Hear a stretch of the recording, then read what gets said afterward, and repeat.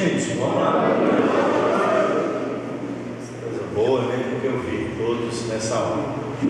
E antes de começarmos a nossa palestra, eu quero, em primeiro lugar, agradecer imensamente a diretoria desta casa, o Zé Carlos, que esteve conosco no outro seminário, lá no ano passado, lá em Martim Campos, a Berenice, com quem eu conversei algumas vezes, o Érico, o Arthur, que é o presidente aqui da casa, enfim, agradecer por nos estar dando essa oportunidade de trazer a vocês uma reflexão sobre esse tema tão importante na atualidade, na vida do nosso país.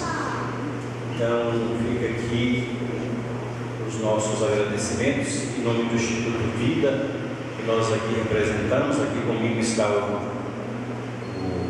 nosso irmão Éder, né, que é de Martim Campos, mas mora em Brasília, e é da diretoria também da nossa casa, a nossa irmã Thelma, esposa do Éder, e um amigo que conosco, que está aqui também, veio conosco participar e acompanhar essa agenda aqui. Então é uma alegria poder estar aqui com vocês. É a primeira vez que venho a Abaeté, apesar de eu ouvir falar muito em Abaeté, né? Eu mesmo sou amigo e essa pessoa sempre me falava muito, que é um filho da terra, o Frei Chiquinho, não sei se vocês conhecem, né? Que foi ordenado padre em Abaeté, franciscano, mora em, se não me engano, ainda mora em Belo Horizonte, na Praça São Francisco, Convento São Francisco, porque com ele eu convivi alguns anos, né? Como seminarista, porque nós fizemos juntos toda a formação de teologia católica, para se tornar sacerdote. Eu fui franciscano durante 16 anos da minha existência, nessa vida, outras talvez, quem sabe também, né? Mas nessa eu fui 16 anos e tenho um carinho muito grande por esse filho da terra de Abaeté, Frei Chiquinho, um amigo nosso, e quem também a gente saúda a todos vocês e os abaetenses nesta noite. Bem, nós vamos falar sobre o tema por que legalizar a morte, se queremos vida. Aqui no folheto dá por que legalizar o aborto, né? O aborto é sinônimo de morte. Se queremos vida, dentro desse contexto de uma compreensão de que em nosso país o aborto não deveria existir. Portanto, no Brasil, Senhor, levando em consideração, aqui já nesses primeiros slides, essa inscrição que está na nossa Constituição, no artigo 5º, que diz que o direito à vida é um direito inviolável, né? Não se pode violar de maneira alguma esse direito à vida, o direito de nascer. Isso está lá inscrito no artigo 5º da Constituição. Entre outros direitos, esse artigo 5º que a Constituição contempla também o direito à vida. Nós vamos, nesse primeiro momento, ouvir uma música de uma cantora gospel evangélica, mas que fez uma música sobre essa questão do aborto, uma música muito interessante, com uma mensagem, um conteúdo muito interessante. Conversando com ela, ela disse que ela foi inspirada a fazer essa música, depois que uma amiga, uma conhecida dela, a procurou falando que queria fazer um aborto, e aí ela compôs essa canção. Vamos ver se funciona aqui.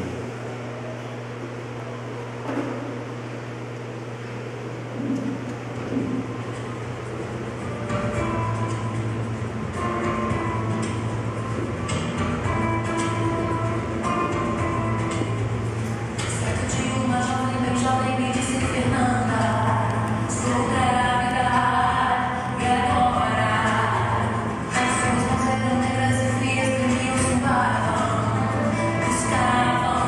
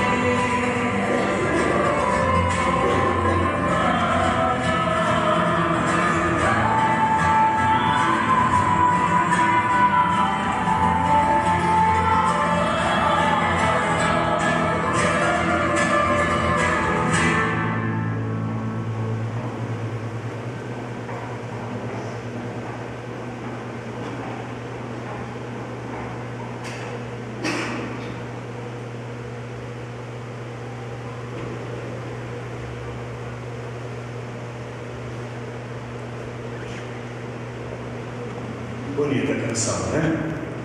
Fala exatamente desse drama.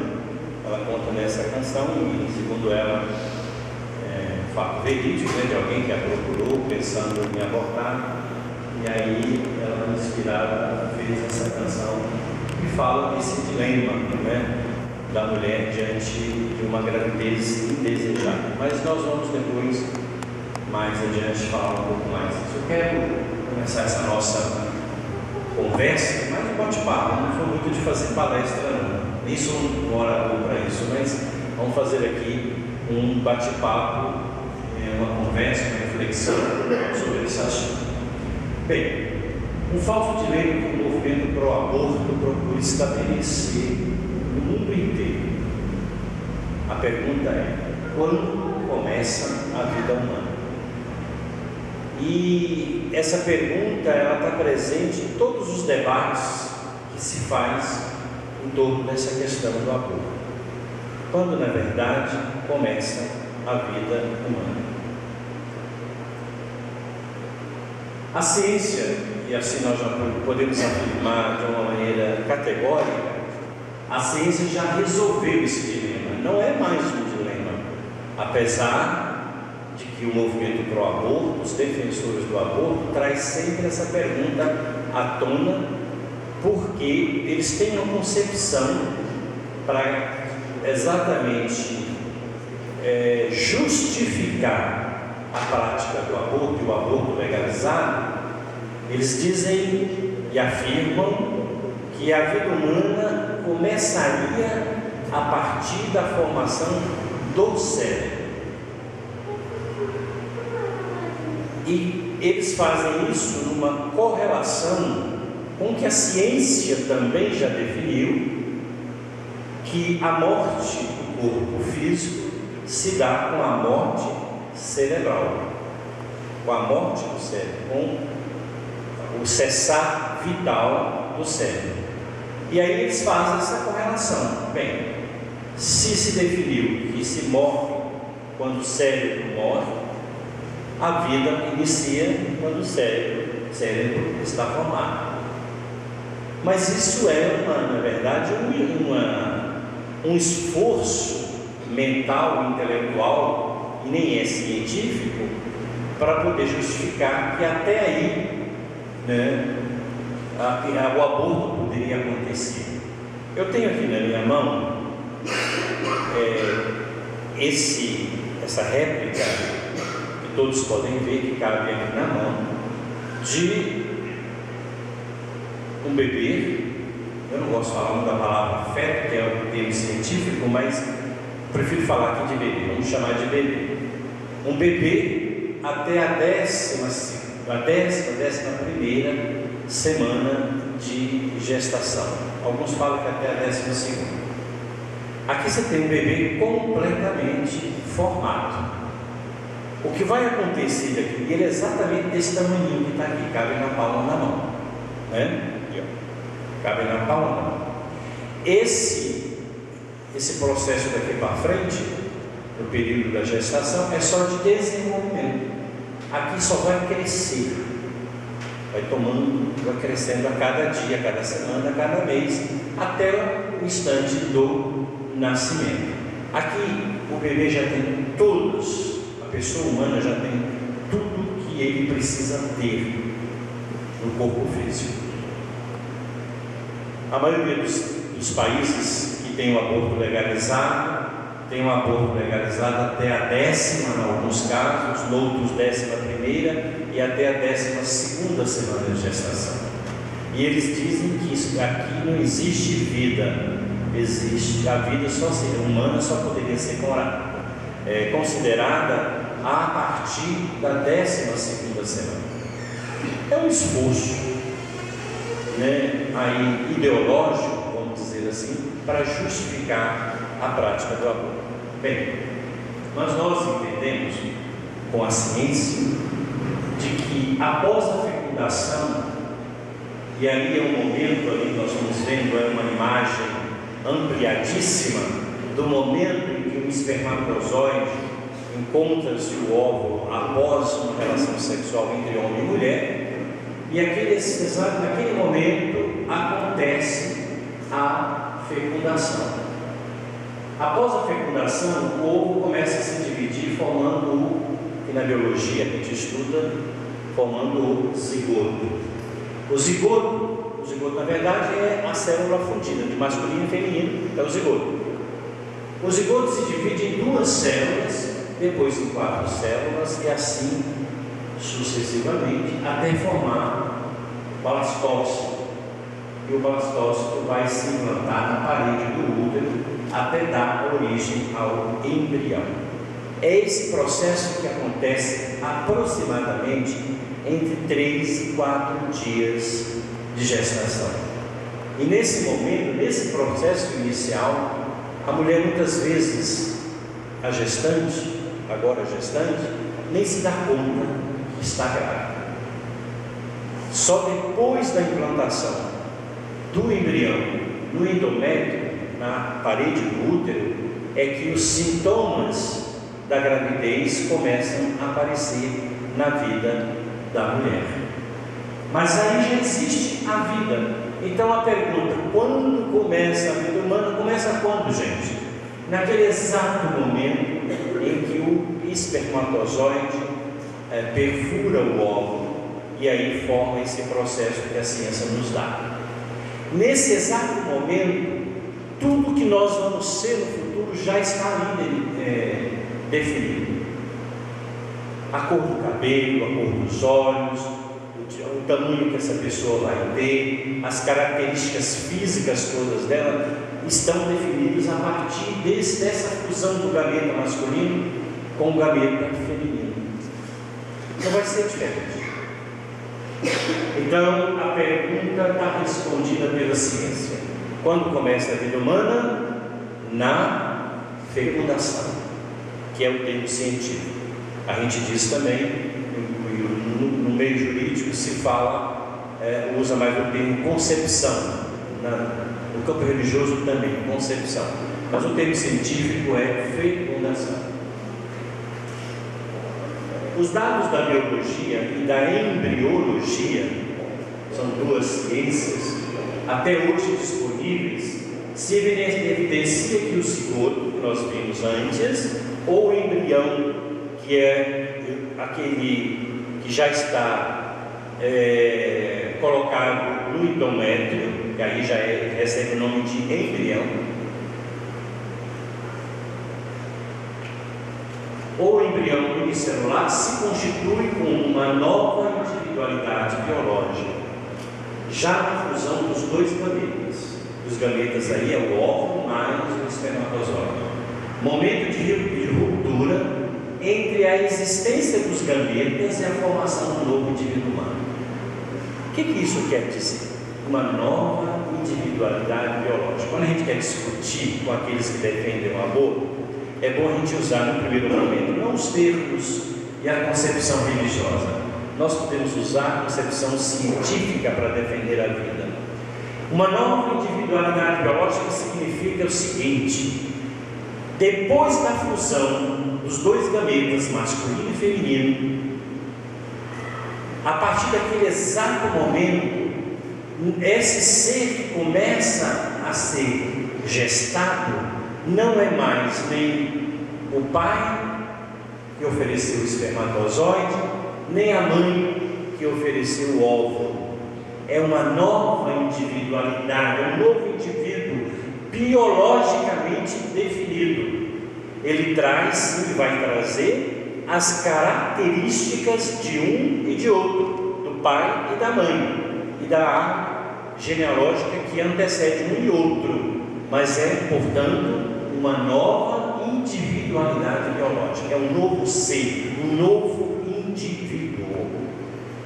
Aqui nós já poderíamos parar essa palestra, poderíamos ir para casa, porque nós já respondemos às perguntas daqueles que querem defender o aborto.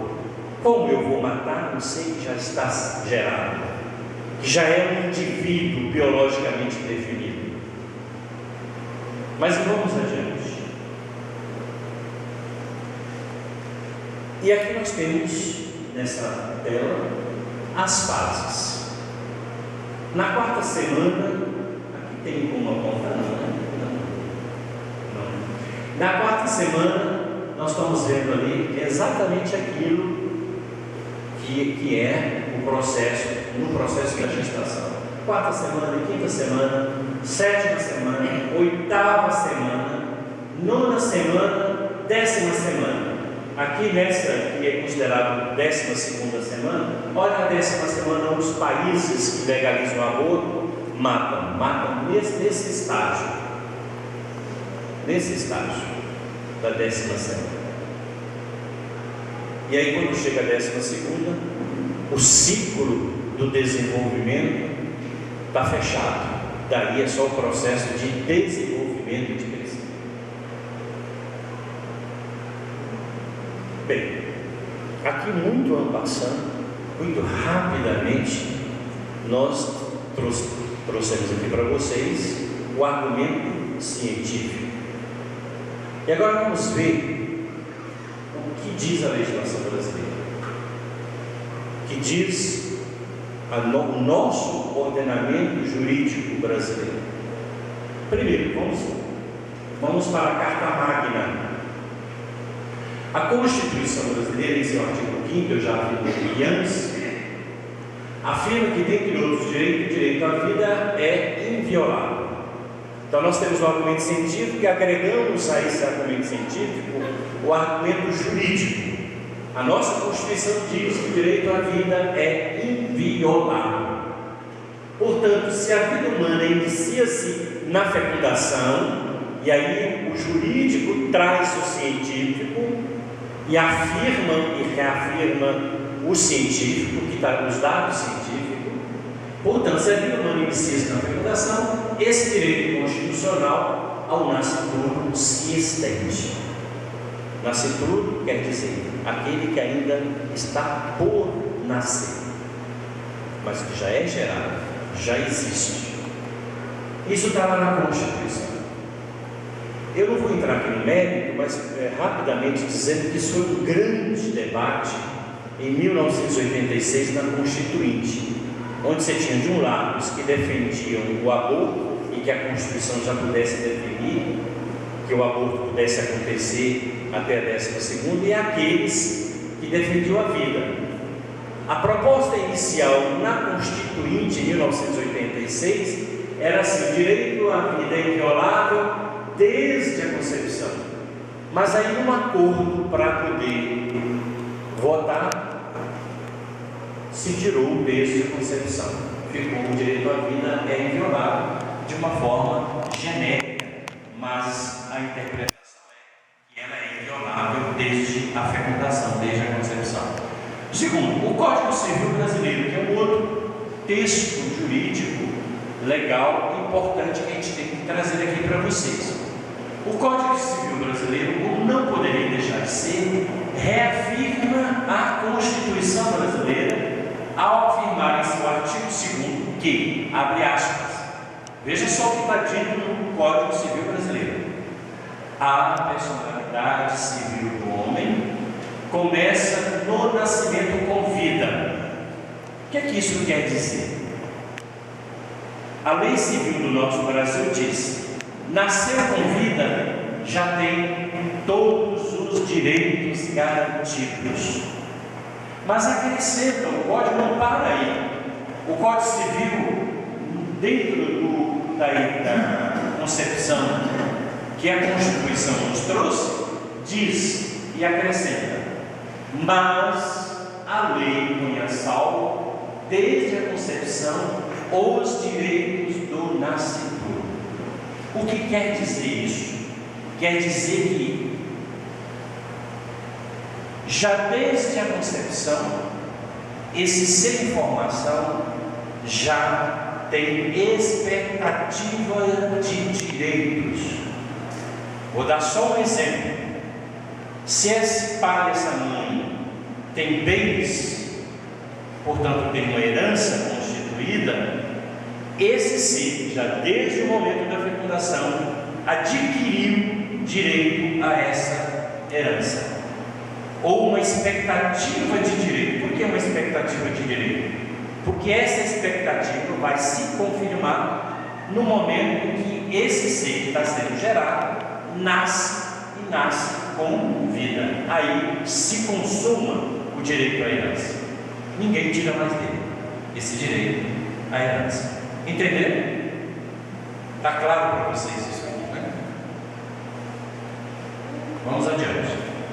Nós vamos agora para um outro estatuto jurídico do nosso país, que é o Código Penal Brasileiro, que no capítulo dos crimes contra a vida, o capítulo dos crimes contra a vida, nos artigos 128 e seguintes, defendem objetivamente a vida humana quando criminaliza o aborto com penas para quem realiza este ato hediondo, praticado por médicos, por enfermeiros, por parteiras, etc., bem como a mãe que consente com o assassinato do seu filho deliberadamente. Isso está no Código Penal, nos artigos 128 seguintes.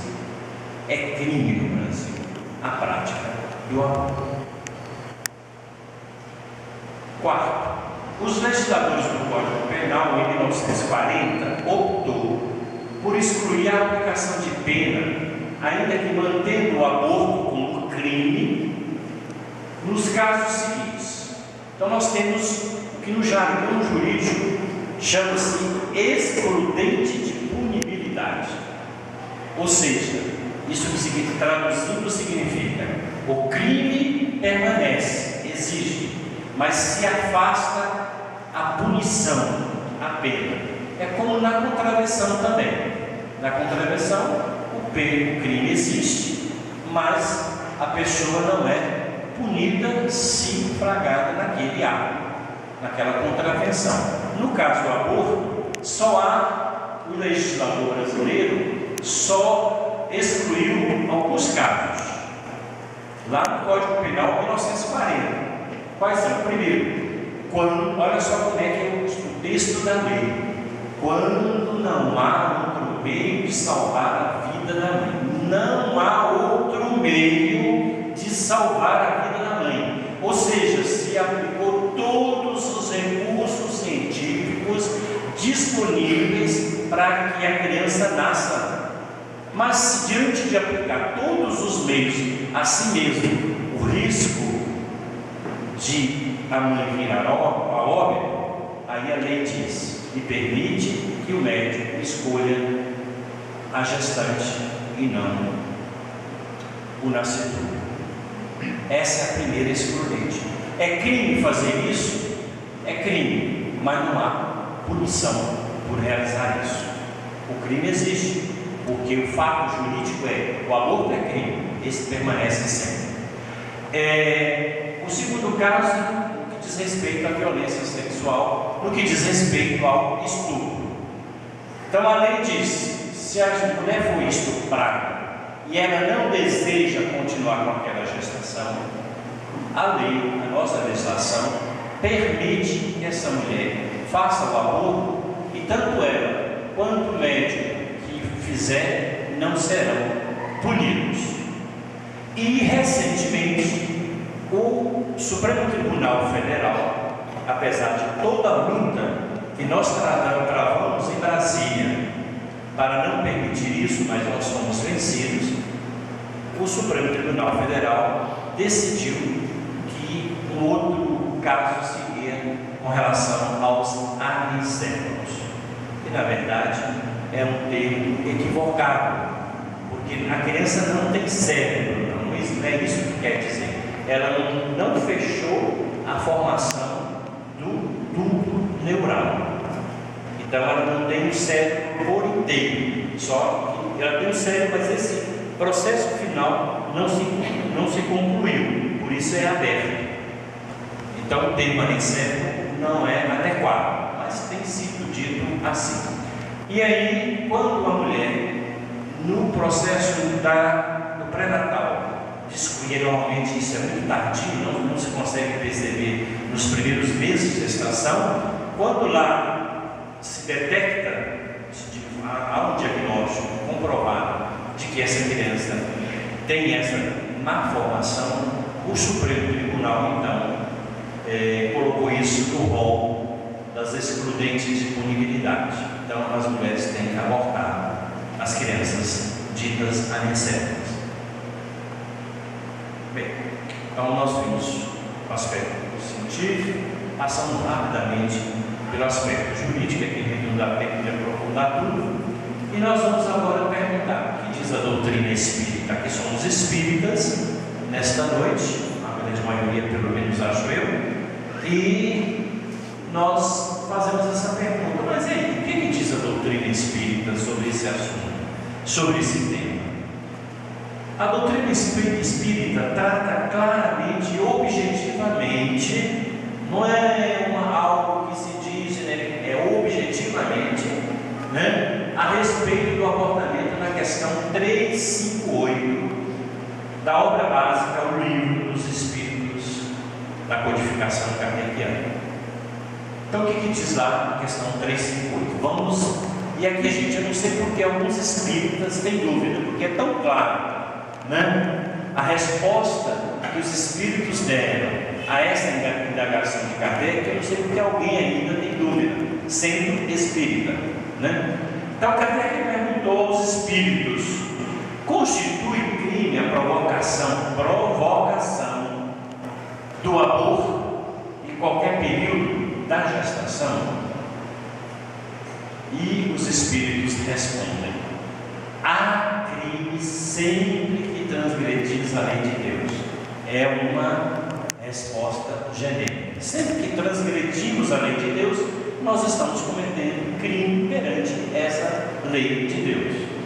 Aí os espíritos entram no centro da questão que Kardec perguntou: a mãe ou quem quer que seja cometerá crime sempre que tirar a vida a uma criança antes do seu nascimento? Por que essa primeira parte? A mãe ou quem quer que seja?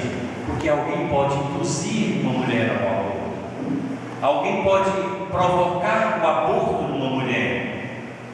Se a mulher está grávida e eu dou um chute na barriga dela, e desse chute decorre um aborto, eu que estou sendo, eu que fiz o aborto, provoquei o aborto. Por isso que os espíritos não dizem que é sua mãe, ele diz: a mãe ou quem quer que seja cometerá crime sempre que tirar a vida a uma criança antes do seu nascimento.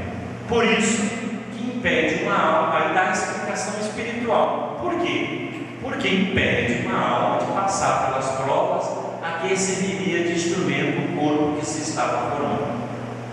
Portanto, a doutrina espírita é absolutamente, objetivamente clara no que diz respeito a esse tema, a esse assunto. É crime perante a lei divina, perante Deus, matar o ser humano no seu nascimento. Por que é crime? Porque impede um processo natural da reencarnação dos espíritos.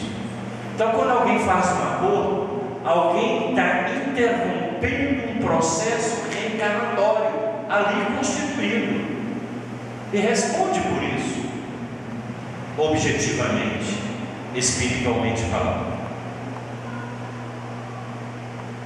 Sobre os direitos do ser humano, foi categórica a resposta dos espíritos a Allan Kardec na pergunta, na questão 880 do Livro dos Espíritos. Kardec pergunta: qual o primeiro, depois de ter feito aquela pergunta mais genérica, ele vai aprofundando a questão: qual o primeiro de todos os direitos naturais do homem? Qual é a resposta dos espíritos? O de viver. Esse é o primeiro direito natural do homem: viver. Por isso é que ninguém tem o direito de tentar contra a vida de seus semelhantes, nem de fazer o que quer que possa comprometer a existência corporal. Aqui a resposta parece genérica, mas ela abrange a vida do nascimento até a morte natural. Aqui os espíritos entram em outro tema. Além do aborto, que é a interrupção de uma gravidez, é também interrompe o direito de viver quando quando alguém comete um suicídio e quando alguém faz eutanásia. Então os espíritos ele cobrem a resposta deles, cobre esses três aspectos, esses três temas: aborto, suicídio e eutanásia. Para a doutrina espírita, portanto, está claramente definida a ocasião em que o ser espiritual se insere na estrutura celular, iniciando a vida biológica com todas as suas consequências. Na questão do Livro dos Espíritos 344, Allan Kardec pergunta aos espíritos superiores, mais uma perguntinha de Kardec, que ainda queria deixar a coisa mais clara ainda, do ponto de vista espiritual. E ele pergunta: mas olha, em que momento a alma vai se unir ao corpo? Tá bom, disse que não pode, é crime, é um direito de viver, mas quando que isso acontece? Qual o momento em que a alma vai se unir, o espírito se une ao corpo? O Kardec aqui, inclusive, já usa o termo alma para designar o quê? O encarnado, porque nós chamamos de alma o espírito encarnado, né? Então, vem a resposta dos espíritos. A união da alma com o corpo começa na concepção. Os espíritos estão reafirmando o que disseram antes, mas só se completa por ocasião do nascimento. Desde o instante da concepção, o espírito designado para habitar certo corpo, a este se liga por um laço fluídico que cada vez mais vai se apertando até o instante em que a criança vê a luz. Aí os Espíritos nos dá mais uma canja e diz: o grito, normalmente as crianças dão quando nascem, que o recém-nascido solta, anuncia que eles contam no mundo dos vivos e dos servos de Deus. Então, quando que acontece essa união? Nós sabemos, vocês já devem ter estudado isso aqui de forma bastante aprofundada, no sentido de que essa união ela se dá gradativamente, mas ela começa num dado instante. Já a afirmação de que a doutora Marlene Nobre, os seus estudos, todo mundo conhece, já ouviu falar da doutora Marlene Nobre, que fundou a Associação Médica Espírita e desencarnou recentemente. A doutora Marlene Nobre, em seus estudos da doutrina e do Espiritismo, ela várias vezes disse que essa união começa, em alguns casos isso acontece, em que o espírito escolhe o espermatozoide mais adequado ao projeto de reencarnatório. Entre milhões de espermatozoides após o ato sexual, o espírito já está ligado. Isso, claro, acontece diante de uma reencarnação preparada, né? E minuciosamente preparada. O espírito pode, inclusive, escolher, se tiver condições para isso, e se tiver ajuda técnica, né, dos arquitetos espirituais, ele pode escolher o espermatozoide mais adequado ao seu projeto reencarnatório, né? Evidentemente, nós podemos imaginar que numa reencarnação de um espírito elevado, né, um espírito superior elevado, esse processo aconteça mesmo, né? Porque precisa escolher o melhor dentre milhões, o mais adequado ao projeto da reencarnação.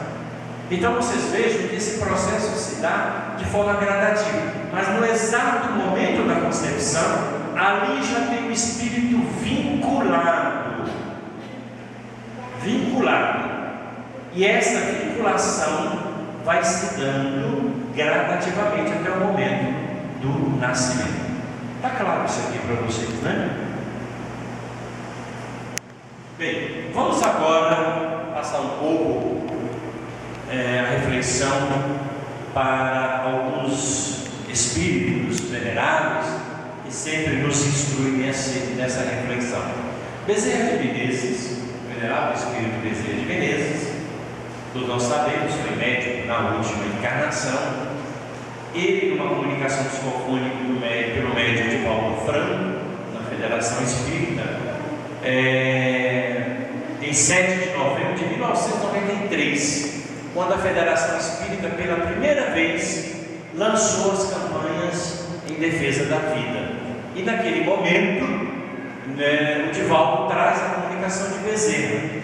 E o Bezerra diz, por isso, entre outras coisas, o Bezerra diz: por isso, os espíritas cristãos, compreendendo o alto significado da vida, levantam-se para defendê-la onde quer que se apresente, em especial a vida humana, estágio avançado no processo de iluminação do ser, na busca da sua consciência plena e cósmica. Bezerra aqui está, de certa forma, nos conclamando a fazermos a defesa da vida. Ele diz ainda, Bezerra, nessa mensagem: a família é a base da sociedade, que não pode ficar relegada a planos secundários. Viver em família com elevação e dignidade é a valorização da vida na oportunidade que Deus concede ao espírito para crescer e atingir as culminâncias a que está destinado. Esse espírito que vem ao mundo precisa encontrar um ambiente familiar adequado que lhe propicie fazer as experiências reencarnatórias.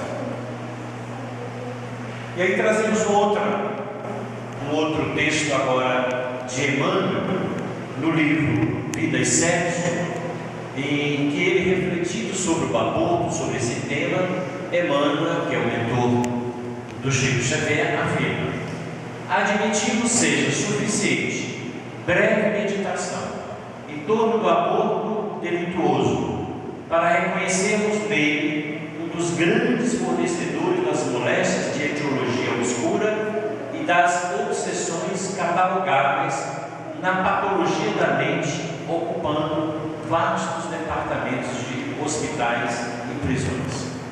O que Emmanuel quer nos dizer de uma maneira um pouco mais rebuscada? Que a prática do aborto, ela provoca uma série de situações, que ele chama ali de moléstias de etiologia obscura. Isso em vários sentidos. No sentido das moléstias que vão afetar a vida daqueles que praticam o aborto, ou com ele de alguma forma estão comprometidos, mas também ele se refere aos processos obsessivos que se estabelecem nessa questão da prática abortiva. Um espírito que é abortado, muitas vezes, ou quase sempre, ele entra num processo obsessivo com aqueles que lhe tiraram a vida. Imagine, colocando isso numa dimensão estatística maior, no mundo, por ano, se realiza 50 milhões de abortos. A cada ano, no nosso planeta, 50 milhões de seres são impedidos de renascer. Vocês conseguem imaginar, do ponto de vista espiritual, o que isso significa para a nossa atmosfera, a atmosfera do planeta, a atmosfera espiritual? O quanto de deletério existe, porque essa quantidade enorme de espíritos revoltados, envoltos nas tramas da obsessão que afetam famílias inteiras. Vocês conseguem imaginar isso? Isso é uma coisa dramática se nós formos olhar do ponto de vista espiritual. E aí nós trazemos uma outra reflexão, desta vez do Espírito André Luiz.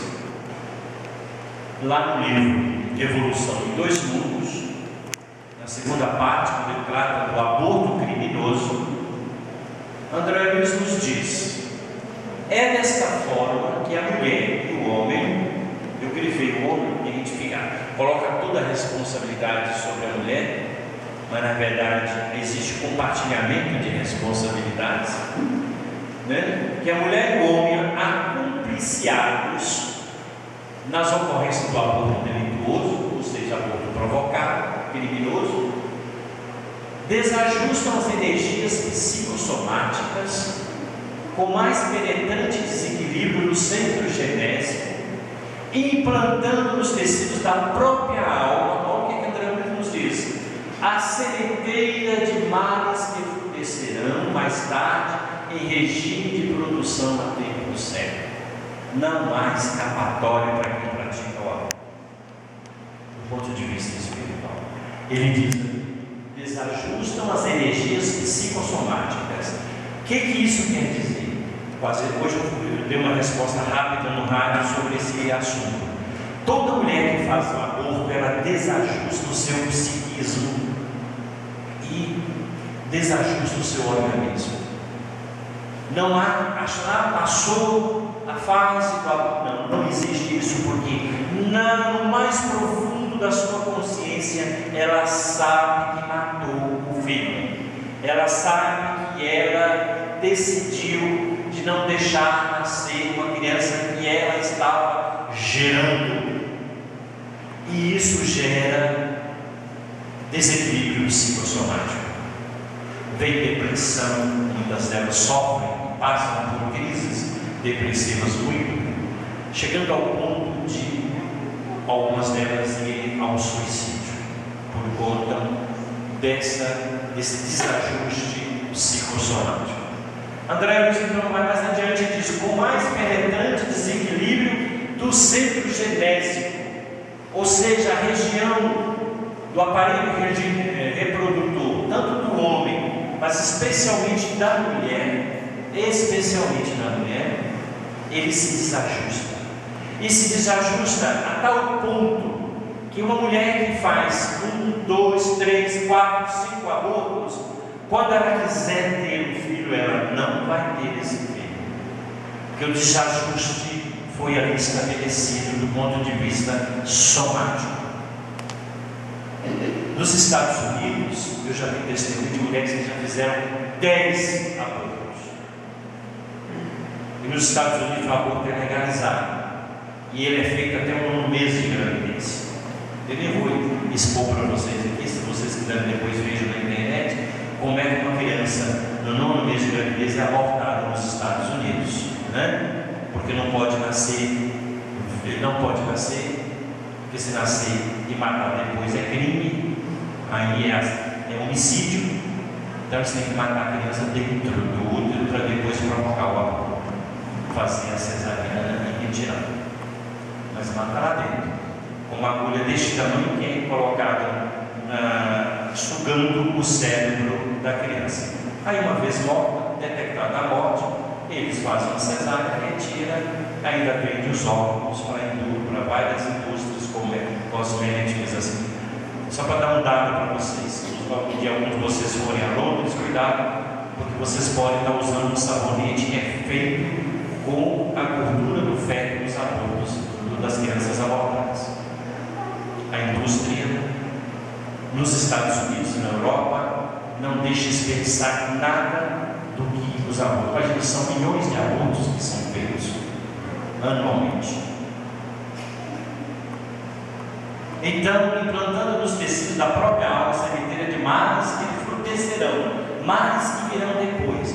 Aí essa mulher que fez 1, 2, 3, 4 abortos, de repente tem um câncer de mama, de repente tem um câncer de útero, tem um câncer no ovário, no sistema do ovário, dos ovários. E aí fica achando: por que tive esse câncer? Porque fez aborto. Esses males, diz André Luiz, que florescerão mais tarde em regime de produção a tempo certo, mas o mal virá decorrente dessa ação nefasta que essa mulher fez em si mesma. É a lei de causa e efeito que nós conhecemos, de ação e reação que nós conhecemos, e ela é implacável, nos atinge implacavelmente, porque aí nós estamos sob a justiça divina através das suas leis. Bem, nós já estamos aqui meio para o final da nossa reflexão, e eu trouxe aqui para vocês alguns portugueses que foram publicados na revista da Federação Espírita Brasileira em 1994, um ano após o lançamento das campanhas da FEB em defesa da vida. que é a campanha contra o aborto, contra o suicídio, contra a eutanásia. E aí no Reformador, nós temos lá esses porquês, né?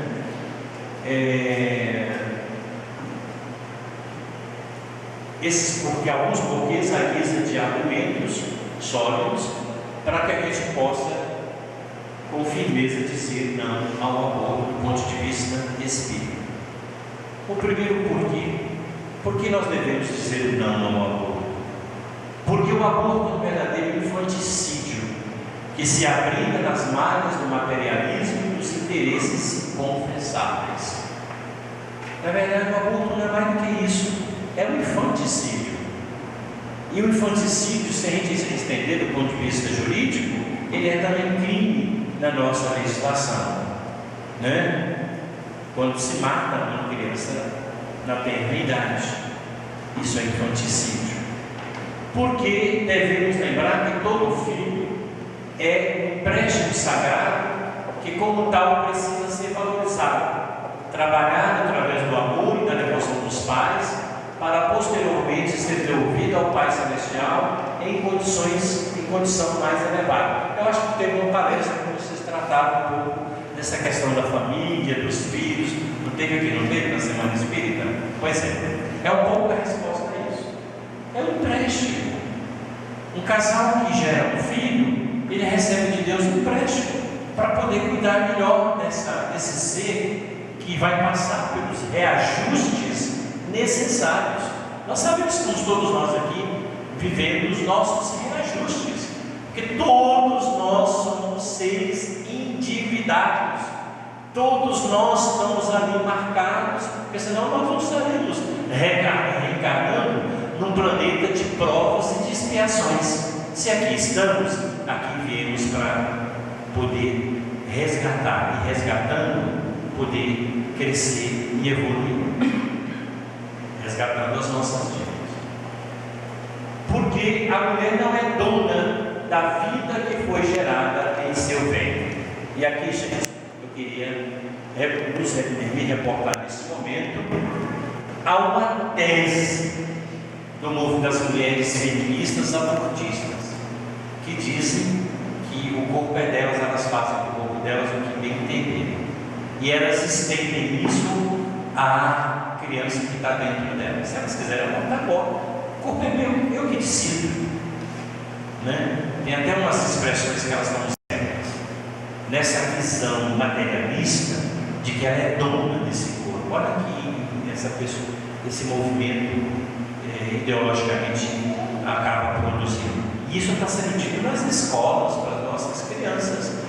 Cuidado nos programas de televisão, onde eles afirmam categoricamente, quando tem oportunidade, isso: meu corpo, minhas regras, e eu sou dona do meu próprio corpo, eu faço dele o que quiser. Quando eu estou diante de uma abortista, uma feminista abortista que diz isso, eu respondo: tudo bem, eu concordo plenamente que você é dona do seu corpo, e você responde pelo que você faz com ele, mas você não é dona do outro, do corpo de um outro que você traz dentro de si. Você não é dona, e você não pode dispor dele se deve nascer ou se deve viver. A sua obrigação é de cuidar até que ele nasça. E se depois que ele nascer você não quiser, a adoção exige preço. Bem, porque o aborto é uma desencarnação. Vocês já imaginaram isso? O que representa para o espírito, num processo de reencarnação, ser abortado, arrancar? Olha, normalmente os abortos, na nossa experiência, e depois eu vou falar disso mais apropriadamente amanhã, com mais tempo, mas normalmente as mulheres estão abortando aí na faixa das 12 semanas, das 10 semanas, né? Quando o processo de ligação do espírito já é muito forte, porque nas primeiras 4, 8 semanas, elas nem se dão conta ainda dos primeiros sinais da gravidez, começam a aparecer a partir da 4ª semana, que elas começam a ter os enjoos, a gestante começa a ter enjoos, começa a sentir, de fato, ela está grávida, né? E aí elas abortam muito nesse período, até a 12ª semana. Nós já enfrentamos casos de mulheres querendo abortar com 4 meses, com 5 meses de gravidez. Se fosse nos Estados Unidos, e lá é corriqueiramente assim, abortam com a maior facilidade. Mas é uma desencarnação violenta. Eu não compararia não, porque eu acho que tem aí uma dimensão diferenciada, mas quando alguém desencarna num acidente de carro que não está esperando, é uma desencarnação violenta, não é? Porque o espírito é arrancado naquele momento ali, ainda que tenha do lado de lá operadores espirituais que vão ajudar dessa desencarnação violenta. Normalmente o socorro que já há também uma previsão espiritual desse desencarne dessa maneira, e no aborto ela é tão violenta quanto.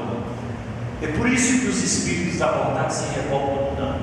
Porque, imaginem vocês, um espírito que relutou em reencarnar. Você sabe que existe isso, né? Um espírito que relutou, foi convencido, mas meu irmão, você tem que ir, é importante. Você tem que ir com ela, aquela que vai ser a sua mãe, a sua família. Depois ele se convence, depois de muito relutar, e aí começa o processo da negação e a mãe desiste. Há casos, gente, de abortos em que a rejeição ao filho se dá no momento a partir do momento que ela toma conhecimento da gestação. Que muitas vezes elas estão trazendo ali o inimigo do passado, o algoz do passado, ou a vítima que ela fez no passado, e isso de certa forma acaba chegando nela, e aí muitas vezes sem que ela saiba, ela capta essas emoções e às vezes estabelece um processo de rejeição ali. E às vezes usa argumentos assim os mais corriqueiros para querer abortar. Mas o aborto é uma desencarnação violenta. Porque o aborto é violação do direito básico da vida. Se analisarmos criteriosamente, o aborto é um crime da pior espécie. E sabe por quê? Uma vez que é cometido contra um ser frágil, que não tem nenhuma condição de defesa. Olha, tem um vídeo na internet, se vocês puderem ver, ele já desencarnou esse médico. Esse médico fez um vídeo de como ele fazia os abortos. Ele fez mais de 5 mil abortos nos Estados Unidos. E depois ele mesmo tinha se colocando diante disso, ele viu a tamanha crueldade que ele fazia, e ele parou de fazer aborto, largou a clínica que ele tinha, e ele foi um dos principais pessoas que trabalharam pela legalização do aborto nos Estados Unidos. Então, ele mostra como que quando é o aborto feito como é que dá o nome, gente, aqui me veio, mas é uma máquina que introduz e arranca, e vai esmagando o feto dentro do útero e depois faz a sucção, o aborto por sucção, que é o que é feito nas clínicas clandestinas no Brasil e no mundo, né? Então, depois que mata, tritura lá dentro, aí suga as partes da criança já morta, né? O bebê já morto. Então, ele diz que quando começou aquele processo, a criança se escondendo dentro ali, porque percebe que a vida dela está sendo ameaçada. E no vídeo mostra isso claramente. E ele não tem como se defender, está preso. Foi decretada a morte, ele não tem como se defender. Então, é realmente uma situação difícil.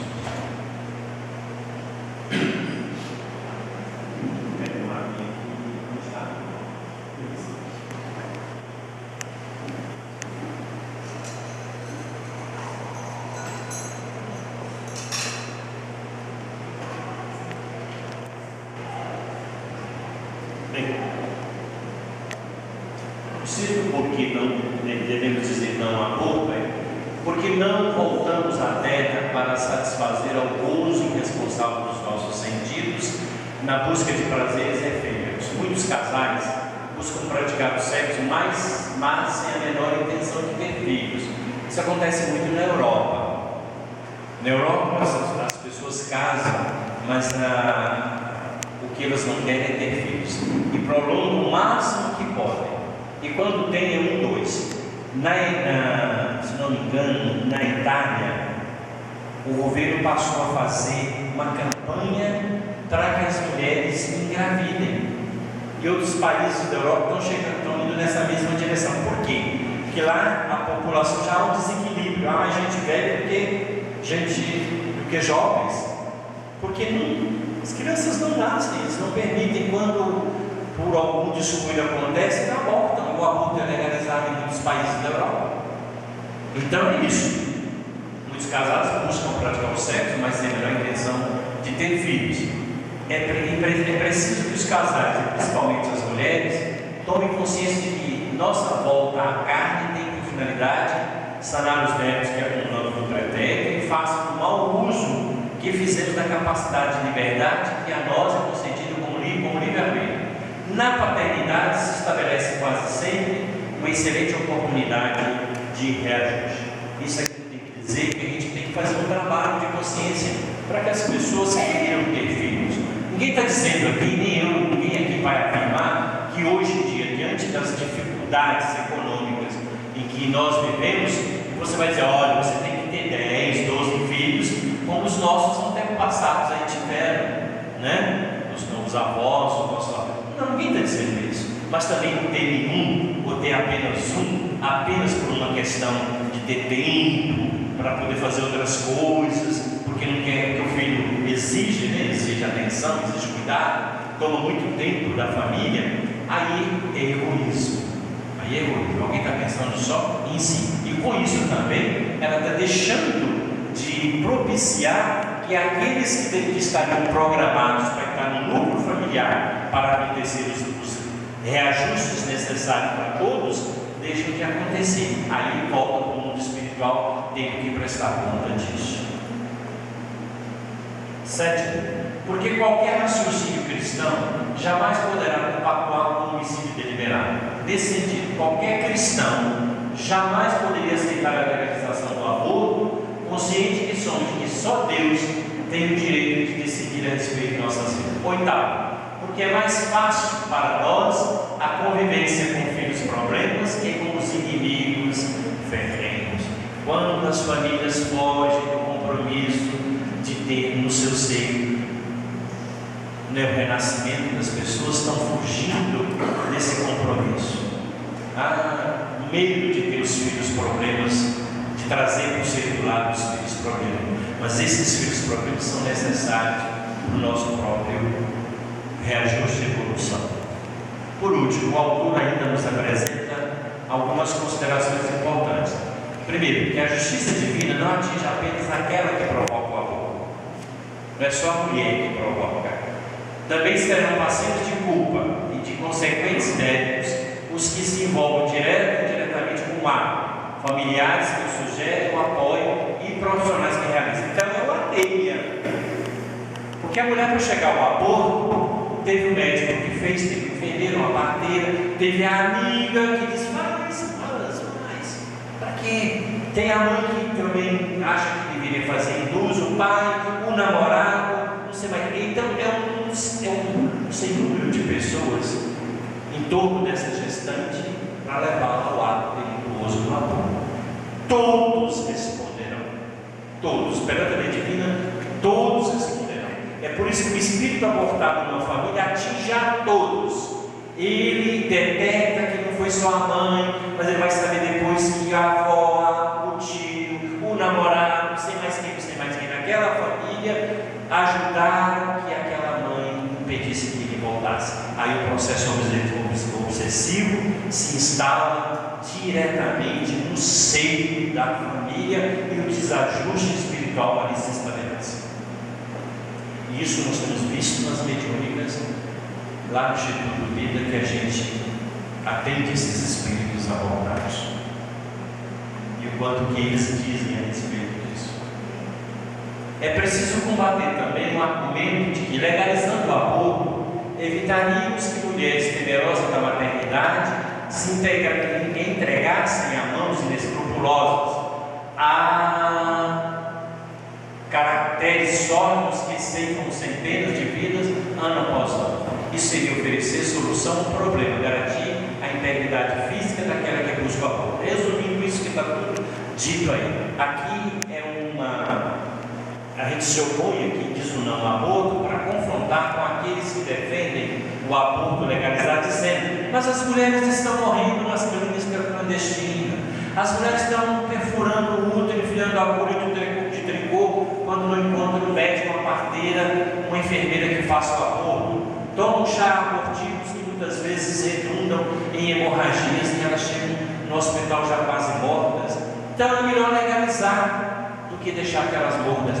Esse é um raciocínio falso, completamente falso, para dizer que legalizado as mulheres não morrerão. Nos Estados Unidos, onde o aborto é legalizado, existem abortos clandestinos, que nem toda mulher quer entrar numa clínica e fazer parte de uma estatística de que ela abortou. Também nos Estados Unidos, nos países em que o aborto é legalizado, as clínicas clandestinas existem. E no Brasil vão existir as clínicas clandestinas para as mulheres ricas fazerem o aborto e entrar nas estatísticas. E não está lá gravado que a filha do deputado X, do governador Y, né, do vereador não sei, enfim, ou de alguém que tem muito dinheiro, né? Imagina, não, vamos procurar uma clínica escondidinha, onde você vai, faz bonitinho, pronto, acabou. Então, vai existir. Então, esse argumento é falso. É falso para poder justificar a legalização do aborto. Qualquer forma de legalização do aborto contraria as leis divinas. Se aceita, continuará imoral e não apagará as consciências praticantes suas mágoas, nem deixará de nelas pesar. O que aqui nós estamos querendo dizer é o seguinte: mesmo esses casos em que a nossa legislação diz que fazendo não há punibilidade, no caso do estupro, o único que os espíritos, inclusive no livro, nos espiritistas dizem que é aceito, é quando o dilema é entre a vida da mãe e a vida da gestante. Os próprios espíritas respondem: cadê? O melhor então é optar pelaquela que já está vivendo, a vida que já está em curso. É o único caso. Nem no caso de estupro. Uma vez eu encontrei uma senhora, uma pessoa espírita, em que ela me disse: mas Jaime, o estupro é uma coisa violenta. Ninguém imagina, se uma filha minha for estuprada, eu vou pensar duas vezes se ela deve ou não deve ter esse filho. Isso é uma pessoa que tem conhecimento espírita dizendo isso.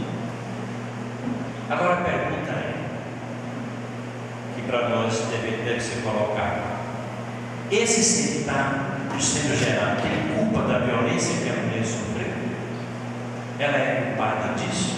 A culpa tem que recair sobre ela? Não. E depois, se essa mulher que foi estuprada passa por um desajuste psicológico, passa. Para isso a ciência tem hoje a psicologia, as terapias para ajudar a superar esse trauma. E uma vez superado esse trauma, levar essa gestação adiante. E se ao final ela não quiser esse filho, dê para adoção. Às vezes na própria família tem outros que possam criar, mas nunca justificar esse ato como sendo algo que justifique o aborto. O estupro não justifica o aborto, não justifica também, do nosso ponto de vista, respeito. Bem, rapidamente passando agora, nós já estamos avançando na hora, os argumentos que são apresentados, que é bom que vocês conheçam, que vocês vão ouvir isso muito nos debates de televisão e de rádio. O que o movimento pro aborto diz para justificar o aborto, a legalização? Primeiro, a tese da pró-escolha. No Brasil, nos Estados Unidos, chama-se pró-choice, pró-escolha. A mulher tem direito ao seu próprio corpo. Eu falei sobre isso aqui. Esse é o primeiro argumento que elas usam. E a gente rebate sobre o seu próprio corpo, sim, mas o corpo do outro que você carrega, que é uma nova individualidade biológica. Lembra que eu falei isso lá atrás? Esse direito ela não tem. Segundo, você ouviu falar muito. Houve um ministro da Saúde que lançou essa conversa, que o aborto é uma questão de saúde pública, que 1,5 milhão de pessoas de abortos são feitos no Brasil, que é uma estatística por aproximação. Isso é mentira. Não há dados concretos que apontem para esse dado de 1 milhão. E sabe por que eles dizem isso? Porque nos Estados Unidos, o aborto foi legalizado em cima da mentira. Esse médico que eu aqui me referi, nesse vídeo, ele diz: olha, nós os abortistas, quando nos reuníamos, antes da legalização, a gente dizia assim: olha, se acontecem 10 abortos, vamos dizer que acontece 100. Se acontece 100, vamos dizer que acontece 1000. Se acontece 1000, vamos dizer que acontece 1 milhão. Para quê? Para formar uma opinião pública favorável. Mas não há comprovação. Como é que vai dizer que no Brasil tem 1,5 milhão de abortos por ano, se o aborto é crime e ele não é contabilizado? Onde então que está essa estatística? Qual a fonte para poder comprovar esse dado? Não tem. Então, é uma falácia. E questão de saúde pública? Questão de saúde pública no Brasil é a gente ter maternidade adequada para atender as gestantes que queiram ter os seus filhos. Isso sim é uma questão.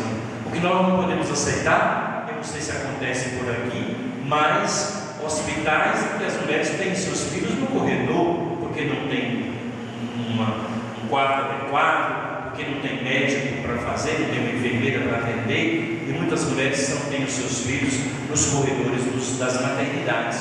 Isso sim é uma questão de saúde pública. Outro argumento é o Estado laico. Portanto, os aspectos religiosos, eles sempre usam isso. Isso é coisa de religião. Os aspectos religiosos não podem ser levados em consideração pelo parlamento brasileiro na hora de decidir se mantém ou não a criminalização do aborto. Eles dizem: isso é questão de religião, vocês falam isso lá dentro do centro espírita, lá dentro da igreja, mas não vem trazer isso como argumento. E por isso que a gente, na conversa com elas, com eles, a gente não afirma esse aspecto religioso, a gente afirma os aspectos científicos, filosóficos, éticos dessa questão. O quarto ponto de vista, o quarto argumento que eles colocam pela legalização os países avançados já legalizaram o aborto, quase todos os países da Europa, é verdade. Os países da América do Norte, Estados Unidos e Canadá, é verdade. E daí? Nós temos que seguir a mesma trajetória dos outros países, que eles falam isso para dizer que nós somos atrasados e tem que ser modernos. E os modernos têm tudo, todos eles têm um aborto legalizado, mas também tem as consequências de tudo isso. Ou vocês acham que não há uma consequência que abarque sobre esses países, do ponto de vista que a gente acha que não tem nada a ver?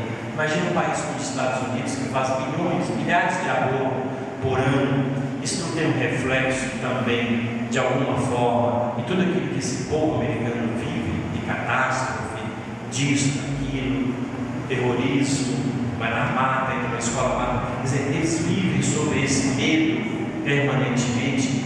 É tudo uma questão de ação e reação, de consequências dos males que eles também fazem, e principalmente aqueles que são mais indefesos.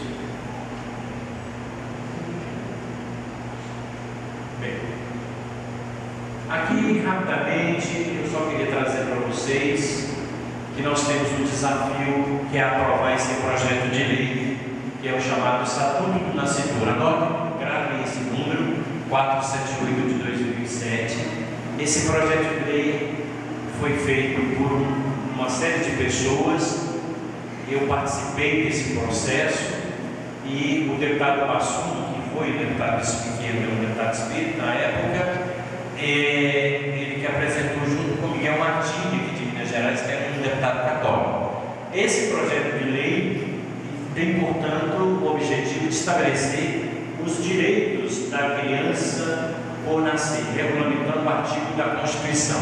Se nós aprovarmos esse projeto de lei, nós vamos resolver o problema da legalização do aborto no Brasil.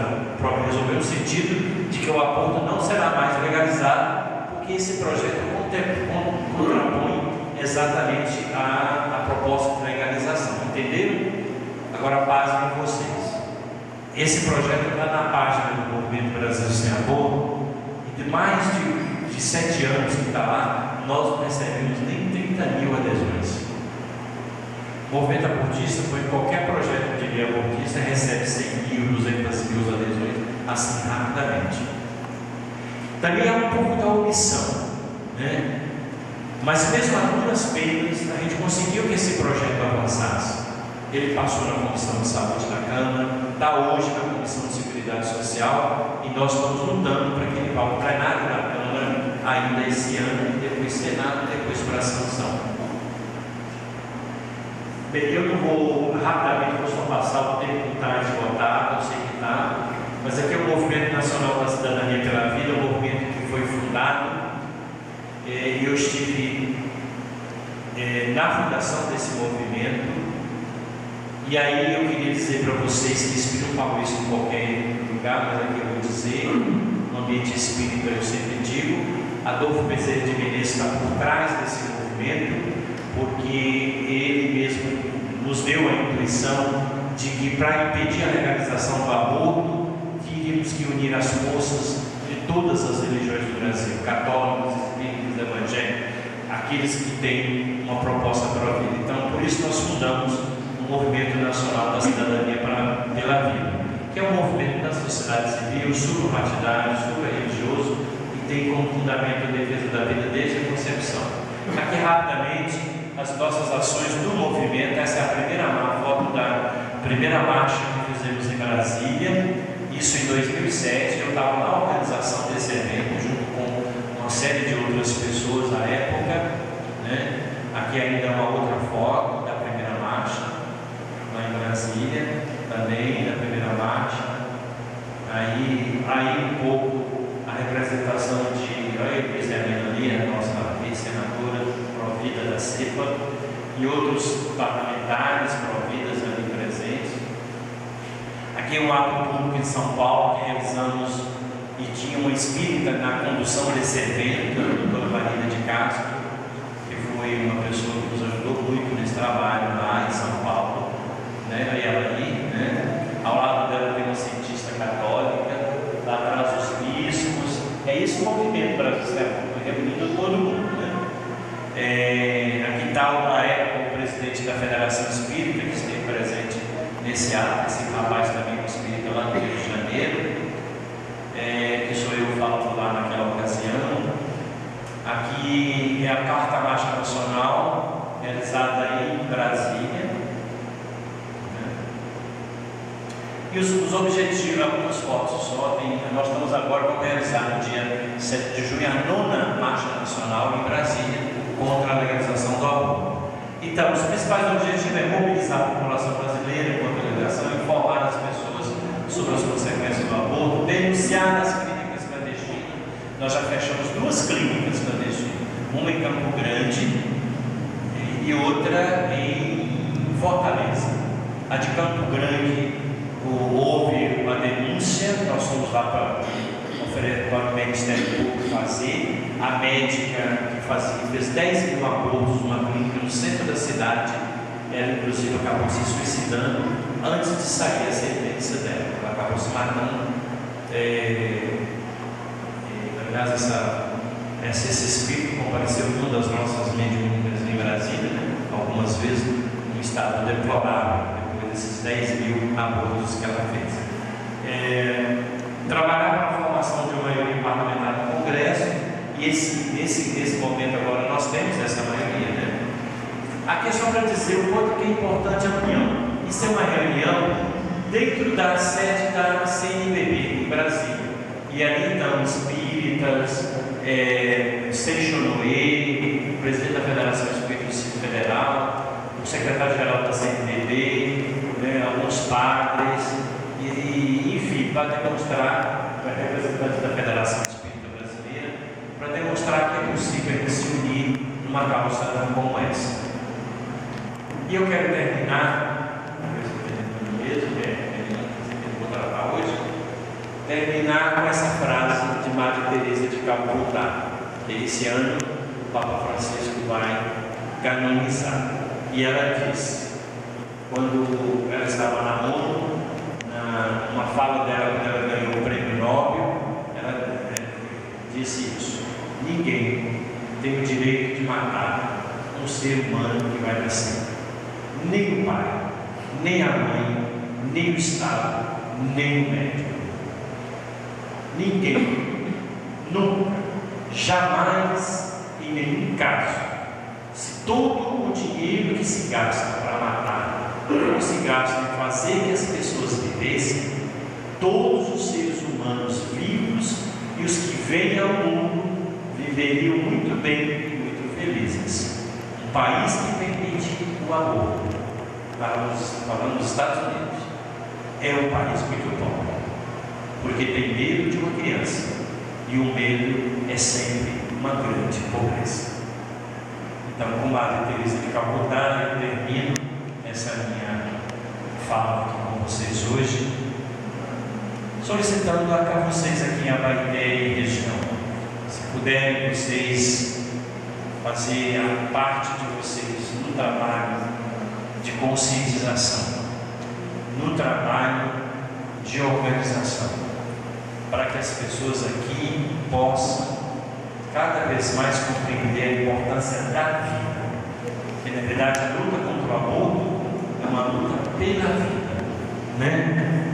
Na defesa desse que não tem como defender, e que possamos então, com isso, ir plantando as sementes que poderão germinar aqui nessa região, de fazer um trabalho profícuo. Eu digo para vocês, eu estou há 10 anos nessa luta, não é fácil, a gente encontra muitas dificuldades. Tem hora que a gente pensa assim, como é que a gente vai conseguir levar adiante?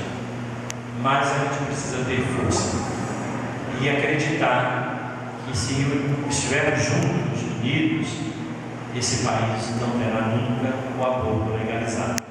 Mas se a gente apenas dizer, eu sou contra, vai ficar dentro de casa, ou ficar preso na casa espírita, fazendo as suas atividades que são importantes e fáceis, mas não se abrir para uma dinâmica e para um apelo social, porque é um apelo social como esse, nós também responderemos pela nossa missão perante a justiça divina. Que Deus nos ajude, nos proteja e que essa reflexão possa ter nos ajudado a todos, né, todas, a poder sair daqui com uma visão um pouco mais ampliada sobre este assunto.